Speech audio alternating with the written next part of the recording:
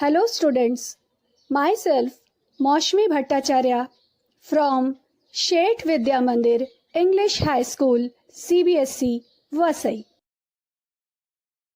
आज मैं आपको कक्षा 7 हिंदी व्याकरण का पाठ 8 क्रिया समझाने जा रही हूँ। प्रस्तुत है पाठ का द्वितीय खंड। प्रथम खंड में हमने क्रिया एवं उससे संबंधित आवश्यक बातों की जानकारी प्राप्त की। अब हम धातु के बारे में समझेंगे। इसे भी हम उदाहरण द्वारा समझते हैं। पिता पुत्र से समर्थ अब पढ़ो। पिता माँ से अभी उसे मत बुलाओ, समर्थ पढ़ रहा है। समर्थ इस समय पढ़ रहा होगा। अब तक तो समर्थ ने यह पाठ पढ़ लिया होगा। बच्चों, इस प्रकार आपने देखा कि इन सभी वाक्यों में आए क्रियापदों में पढ़ का प्रयोग समान रूप से हुआ है। यह क्रिया का मूल रूप है। इसी को धातु कहते हैं। तू सर्वनाम के साथ मूल धातु का प्रयोग किया जाता है। तू खेल, तू जा, तू नाच, तू बोल। मूल धातु में ना प्रत्यय जोड़ देने से क्रिया का सामान्य रूप बन जाता है। जैसे खेल प्लस ना खेलना, जा प्लस ना जाना। मूल धातु का प्रयोग इस प्रकार हम देखते हैं कि तू के साथ ही होता है। सर्वनाम के अन्य रूपों के साथ क्रिया के धातु रूप का प्रयोग नहीं होता है। तब क्रिया का सामान्य रूप प्रयोग में लाया जाता है। अब हम क्रिया के भेद को समझेंगे। क्रिया के भेद निम्नलिखित दो आधारों पर किए जा सकते हैं।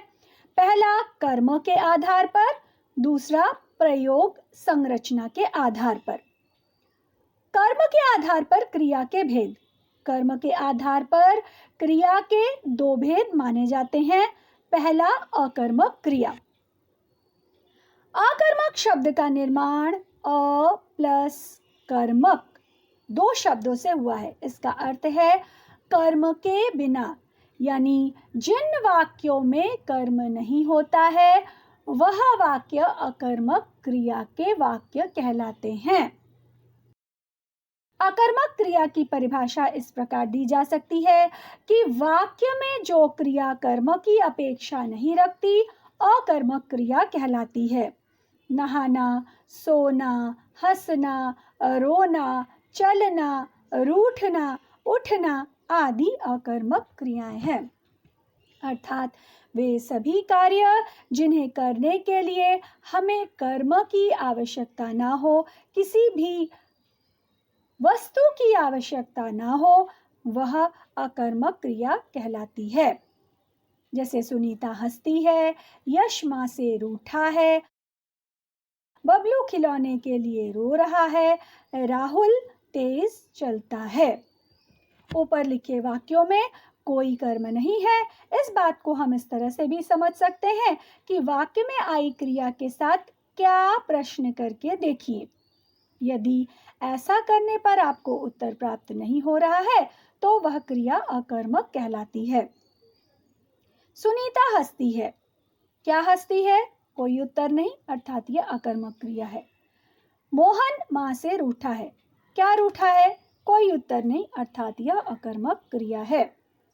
बबलू खिलौने के लिए रो रहा है। क्या रो रहा है? कोई उत्तर नहीं, अर्थात यह अकर्मक क्रिया है। मोहन तेज चलता है। क्या चलता है? कोई उत्तर नहीं, अर्थात यह अकर्मक क्रिया है। अब हम क्रिया के द्वितीय भेद सकर्मक क्रिया को समझेंगे। सकर्मक क्रिया, स प्लस कर्मक दो शब्दों से बने इस शब्द का अर्थ स्पष्ट है, कर्म सहित क्रिया। अर्थात जिन वाक्यों में क्रिया के साथ साथ कर्म भी दिखाई देता है वह सकर्मक क्रिया कहलाती है। कभी कभी सकर्मक क्रिया के वाक्यों में कर्म अप्रकट रूप से होता है। हमें वाक्य में कर्म दिखाई नहीं देता है, परंतु हमें खुद से यह विचार करने की आवश्यकता है कि क्या इस कार्य को करने के लिए हमें कर्म की आवश्यकता है। जैसे उदाहरण देखिए, मोहन खाता है, सुरेश पढ़ता है।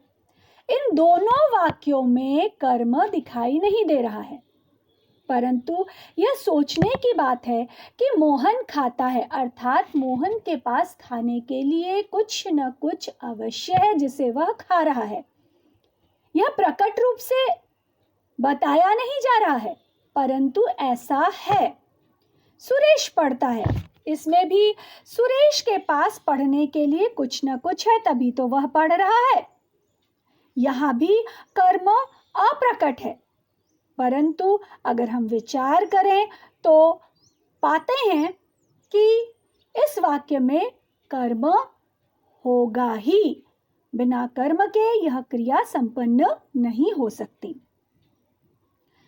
वह क्रिया जो वाक्य में कर्म प्रकट या अप्रकट रूप से की अपेक्षा रखती है, सकर्मक क्रिया कहलाती है। जैसे खाना, पीना, पढ़ना, लिखना, लेना, देना आदि। मोहन खाता है, मोहन भोजन खाता है। पहले वाक्य में कर्म अप्रकट है, दूसरे वाक्य में कर्म प्रकट रूप से है। सुरेश पढ़ता है, सुरेश पुस्तक पढ़ता है। पहले वाक्य में कर्म अप्रकट है, दूसरे वाक्य में कर्म प्रकट रूप से है। निम्नलिखित तालिका को देखकर आप समझ जाएंगे कि क्रियाओं में कर्म अपेक्षित है। मोहन खाता है में अप्रकट रूप से कर्म है। क्या खाता है अगर पूछा जाएगा तो उसका उत्तर हमें अवश्य प्राप्त होगा अप्रकट रूप से कि रोटी, बिस्कुट आदि, अर्थात यह भेद सकर्मक क्रिया का है। मोहन भोजन खाता है, यहाँ पर कर्म प्रकट है। अगर प्रश्न किया जाता है क्या खाता है तो प्रकट में भोजन, अर्थात यह भेद सकर्मक क्रिया का है। सुरेश पढ़ता है, कर्म अप्रकट है। क्या पढ़ता है? अप्रकट रूप से समाचार पुस्तक आदि, भेद सकर्मक। सुरेश पुस्तक पढ़ता है, कर्म प्रकट है। क्या पढ़ता है? प्रकट पुस्तक, सकर्मक क्रिया। इस प्रकार हम देखते हैं कि सकर्मक क्रिया से संबंधित वाक्यों में कभी कभी कर्म प्रकट रूप में होता है और कभी कभी अप्रकट रूप में।